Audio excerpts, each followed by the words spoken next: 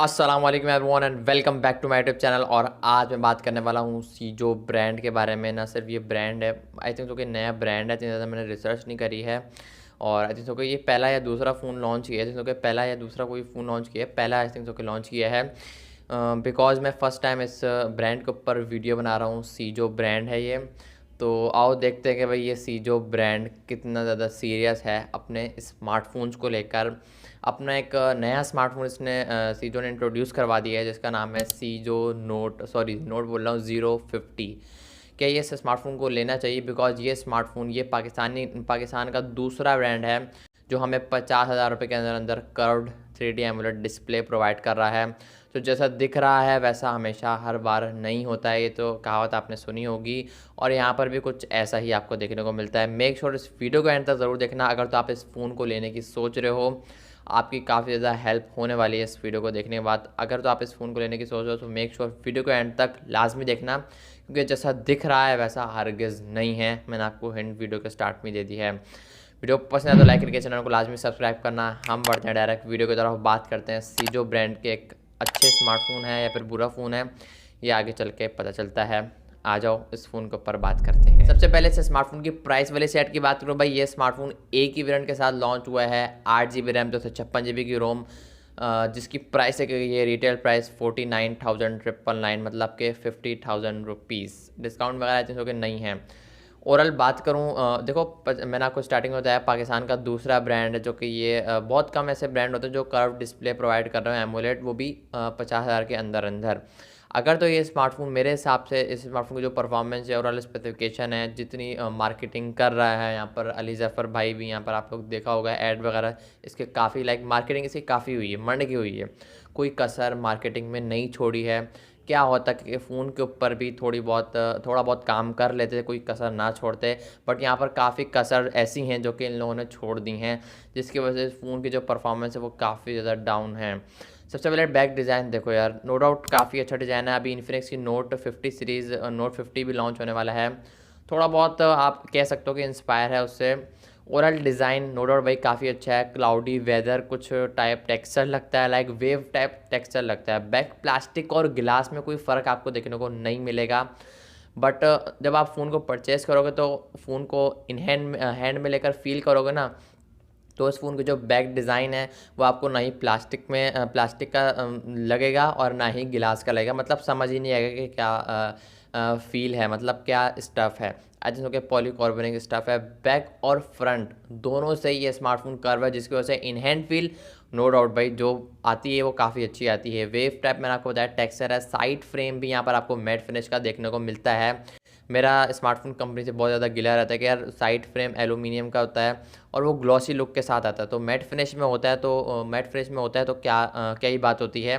तो यहाँ पर सीजो जो भी है, इसने यहाँ पर मैट फिनिश का एलुमिनियम का फ्रेम दिया है और इतना ज़्यादा फ़र्क नहीं है। लाइक अगर आप प्लास्टिक भी इसको कहोगे एलुमिनियम के फ्रेम को, तो कह सकते हो, इतना ज़्यादा फ़र्क आपको देखने को नहीं मिलता है। मतलब समझ ही नहीं आता कि बैक डिज़ाइन प्लास्टिक है या फिर ग्लास है और साइड फ्रेम एलुमिनियम का है या फिर प्लास्टिक का है। नो डाउट काफ़ी अच्छा है। बटन प्लेसमेंट्स काफ़ी अच्छी हैं। ओवरऑल डुअल सिम के साथ ये स्मार्टफोन आता है, साथ ही मेमोरी कार्ड डालने का सपोर्ट आपको देखने को मिलता है। और ये स्मार्टफोन एंड्रॉयड 14 के साथ आता है। बट यहाँ पर इनका अपना यूआई आपको देखने को मिलता है, जो कि काफ़ी क्लीन है, काफ़ी हद तक स्टॉक एंड्रॉयड वाली फील आएगी आपको।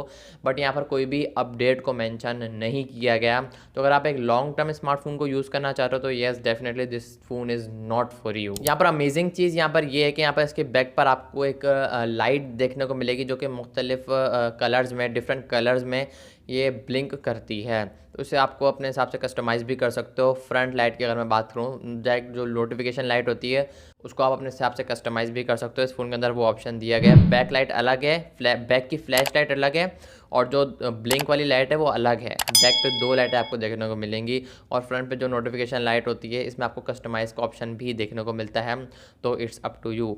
फ्रंट डिस्प्ले की बात करूँ भाई, फ्रंट डिस्प्ले के सबसे पहले कलर्स काफ़ी ज़्यादा फीके हैं भाई। जितना इसको मार्केट किया जा रहा है उतना भाई ये स्मार्टफोन ओवरऑल परफॉर्मेंस नहीं देता है, साफ सीधी सी बात है। 6.67 इंचेस का एक 3D कर्व्ड एमोलेड डिस्प्ले है। नो डाउट कर्व डिस्प्ले है तो इन हैंड फील काफ़ी अच्छी आएगी। फुल एच डी प्लस की रेजोल्यूशन है। 120 हर्ट्ज़ का रिफ्रेश रेट यहाँ पर आपको कस्टमाइज भी देखने को मिलता है और ऑटोमेटिक भी देखने को मिलता है। अब इसका मतलब क्या है, यहाँ पर आपको 120 हर्ट्ज़ का रिफ्रेश रेट दिया गया है। लाइक आप कस्टमाइज से मुराद आप इसको अपने हिसाब से एडजस्टेबल भी कह सकते हो, एडजस्ट कर सकते हो इस रिफ्रेश रेट को। लाइक 60 हर्ट्ज़ पे कर सकते हो, 90 हर्ट्ज़ पे कर सकते हो, या फिर मैक्सिमम पे रख कर 120 हर्ट्ज़ पे भी यूज़ कर सकते हो, या फिर 60 हर्ट्ज़ पे नॉर्मल पैनल वगैरह आप लेकर आओगे तो आपको बैटरी पर काफ़ी ज़्यादा इफेक्ट पड़ेगा। आगे चल के बैटरी को मज़ीद डिस्कस करते हैं। और आप इस स्मार्टफोन को ऑटो पर भी रहने दे सकते हो। लाइक अगर आप रिफ्रेश रेट को ऑटोमेटिक पर रहने देते हो तो जो एप्लीकेशन 120 हर्ट्ज़ को सपोर्ट करती होगी तो ये फ़ोन ऑटोमेटिकली 120 हर्ट्ज़ पे शिफ्ट हो जाएगा, और जो स्मार्टफोन और जो एप्लीकेशन 90 हर्ट्ज़ को या फिर 60 हर्ट्ज़ को सपोर्ट करती होगी वो ऑटोमेटिकली इस फ़ोन को 60 हर्ट्ज़ पे, या फिर जो refresh rate application refresh rate जिस रिफ्रेश रेट को सपोर्ट करता होगा ये स्मार्टफोन उसी रिफ्रेश रेट पे कन्वर्ट हो जाएगा। तो इट्स अप टू यू। बाकी यहाँ पर विजिबिलिटी को लेकर बात करूँ भाई, आपको काफ़ी ज़्यादा इशू देखने को मिलेगा, बिकॉज यहाँ पर 1000 निट्स पीक ब्राइटनेस देखने को मिलती है, जिसकी वजह अगर आप अगेंस्ट द सनलाइट जो यूज़ करोगे वो आपको थोड़ा बहुत ट्रबल करता हुआ नजर आएगा ये स्मार्टफोन। WiFi L3 का सपोर्ट आपको देखने को मिलता है भाई 50,000 रुपये के अंदर। यार एटलीस्ट WiFi L1 का सपोर्ट तो देखने को हमें मिलना चाहिए था, बट यहाँ पर 3 का सपोर्ट देखने को मिलता है, जिसकी वजह से आप यूट्यूब पर, नेटफ्लिक्स पर फुल HD में कॉन्टेंट को वॉच नहीं कर सकते हो। तो ये चीज़ें अपने माइंड में रखना ज़रूरी नहीं है, जो दिख रहा हो वो ही हमेशा सच होता है। मार्केटिंग का तरीका इसका काफ़ी बेहतरीन है। स्मार्टफोन भी ओवरऑल एक मिड रेंज के हिसाब से बेस्ट है। बट आगे चलो मैं आपको और चीज़ें भी बताता हूँ भाई अंदर की निकाल कर, जो कि इन लोगों ने सीजो वालों ने नहीं बताई हैं, सीजो या फिर सीगो जो भी है। नो डाउट आपको उसके अंदर ऑलवेज ऑन डिस्प्ले का भी सपोर्ट देखने को मिलता है। 10 सेकंड का फिंगरप्रिंट भी सही काम करता है, डिस्प्ले फिंगरप्रिंट सेंसर है। और अगर आप एक ऐसे बंदे हो जिसको कंटेंट ज़्यादा वॉच करना है, वीडियोस, ड्रामाज वगैरह, फिल्में वगैरह ज़्यादा वॉच करनी है, तो this phone is not for you. और अगर आप एक ऐसे बंदे हो जिसको कलर्स काफ़ी शार्प पसंद है, ब्राइटनेस अच्छी हो, सेचुरेशन अच्छी हो, शार्पनेस अच्छी हो, कॉन्ट्रास्ट वगैरह सब अच्छा हो, तो भाई ये फ़ोन आप लोगों के लिए नहीं है, बिकॉज ये स्मार्टफोन काफ़ी फीके कलर को सपोर्ट करता है। चाहे वो मैं कैमरास की बात करूँ या फिर डिस्प्ले की बात करूँ, दोनों में वही सेम सिचुएशन आपको देखने को मिलती है। परफॉर्मेंस वाली साइड की बात करूँ, यहाँ पर एक कॉम ही प्रोसेसर लगाया गया है मीडियाटेक की तरफ से आने वाला Helio G99। अब ये स्मार्टफोन पिछले साल काफ़ी ज़्यादा फेमस हुआ था। 40 FPS PUBG आपको प्रोवाइड करेगा, हार्डवेयर बेस्ड जायरो है। नो डाउट डिसेंट गेमिंग आप इसके अंदर खेल सकते हो, बट सोशल मीडिया ब्राउजिंग के लिए और डे टू डे टास्क के लिए, मीडिया कंज्यूमिंग के लिए ये फ़ोन ज़्यादा बेहतर है एज़ कम्पेयर टू गेमिंग के लिए इतना सूटेबल ये स्मार्टफोन नहीं है। वैसे तो सोशल मीडिया ब्राउजिंग के लिए भी इतना सूटेबल नहीं है। क्यों नहीं है ये मैं आपको आगे चल के बताता हूँ। रेयर कैमरास की बात करूँ भाई, रेयर पर आपको ट्रिपल कैमरास का सेटअप देखने को मिलेगा, और यहाँ पर कोई भी अल्ट्रा वाइड सेंसर देखने को नहीं मिलता है। तो एटलीस्ट देना चाहिए था, बिकॉज स्मार्टफोन की प्राइस 50,000 है, तो एटलीस्ट इन लोगों को देना चाहिए था भाई अल्ट्रा वाइड सेंसर। यहाँ पर क्योंकि मैक्रो डेप्थ सेंसर देखने को मिलते हैं। 64 मेगापिक्सल का मेन है भाई, मेगापिक्सल का नंबर भी काफ़ी कम है, बट अगेन मैं वही बात बोलूँगा, नंबर मैटर नहीं करता है, बट कहीं ना कहीं वो मैटर भी करता है। हालांकि ऑप्टिमाइजेशन और क्वालिटी डिपेंड करती है कि फ़ोन की किस तरीके से क्वालिटी, ओवरऑल परफॉर्मेंस कैसी है, फ़ोन की कैमरा क्वालिटी कैसी है। आगे चल के मैं आपको सारी डिटेल बताता हूँ। फीके कलर्स को ये स्मार्टफोन सपोर्ट करता है, मैंने आपको बताया डिस्प्ले के अंदर, ना सिर्फ डिस्प्ले के अंदर बल्कि कैमरास के अंदर भी। एक्सपोजर इसका काफ़ी स्ट्रगल करता हुआ नजर आया। अगेंस्ट द सनलाइट जो एक्सपोजर है ना वो इतना घटिया है कि अगर आप लाइक वो ब्लैक ही रहता है अगेंस्ट द सनलाइट। आप अगर ह्यूमन हो, अगर आप अपनी फ़ोटो या फिर वीडियो लेते हो तो एक्सपोजर का भाई काफ़ी इशू देखने को नहीं मिलेगा। और अगर आप कलर्स डाल सकते हो आप इस फ़ोन के अंदर, इसकी फ़ोटोज़ के अंदर, वीडियोज़ के अंदर, लेकिन ये कलर को बैलेंस नहीं करता है वीडियोज़ के अंदर। ये भी चीज़ मैंने एक काफ़ी बड़ी चीज़ नोटिस करी है। यहाँ पर कोई OIS देखने को नहीं मिलता है, हालांकि ये स्मार्टफोन 50,000 रुपये का है। बैक से मैक्सिमम 2K डेफिनेटली सपोर्ट करता है, बट यहाँ पर कोई OIS का सपोर्ट देखने को नहीं मिलता है, जो कि काफ़ी बड़ा डाउनग्रेड मुझे लगा। और एक्सपोजर का भी काफ़ी बड़ा डाउनग्रेड मुझे लगा, जो यहाँ पर सीजो को काम करने की ज़रूरत है, सीजो या फिर सी को। तो ये चीज़ें हैं थोड़ी बहुत तो नहीं, काफ़ी ज़्यादा चीज़ें स्मार्टफोन के अंदर ऐसी हैं जो काफ़ी इम्प्रूव हो सकती हैं।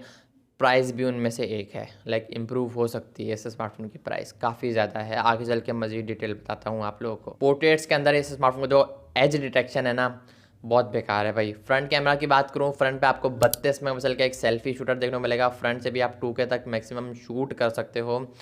एक्सपोजर मैंने आपको बताया, अगेन फ्रंट पे भी यहाँ पर सेम सिचुएशन है, काफ़ी स्ट्रगल करता है।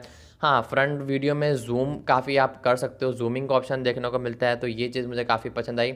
बट डिटेल ख़राब हो जाती है, एक्सपोजर काफ़ी स्ट्रगल करता है। फ़ोटोज़ की बात करो तो फ़ोटोज़ में भी सेम सिचुएशन है, कलर्स बहुत ज़्यादा फीके रखते हैं। अगर आप इस स्मार्टफोन को किसी और फ़ोन से कंपेयर करोगे ना, तो फ़ौरन आपको 1 सेकंड में ही फ़र्क पता चल जाएगा। कलर लाइक अगर मैंने ये रेड कलर की शर्ट पहनी है तो इसको इस कलर को काफ़ी ज़्यादा लाइट कर देगा। लाइक कलर सही तरीके से ये कैच नहीं कर पाएगा, काफ़ी ज़्यादा फीके कर देगा। कॉन्ट्रास्ट कभी ज़्यादा रख देता है, कभी एक्सपोजर ज़्यादा रख देता है, कभी कुछ ज़्यादा रख देता है। कलर्स बैलेंस ये स्मार्टफोन बिल्कुल भी नहीं कर पाता है। तो कैमराज वाले साइड की तरफ अगर आप जाना चाह रहे हो, बिकॉज आजकल की यंग जनरेशन कैमराज की तरफ ही जाना चाह रही है।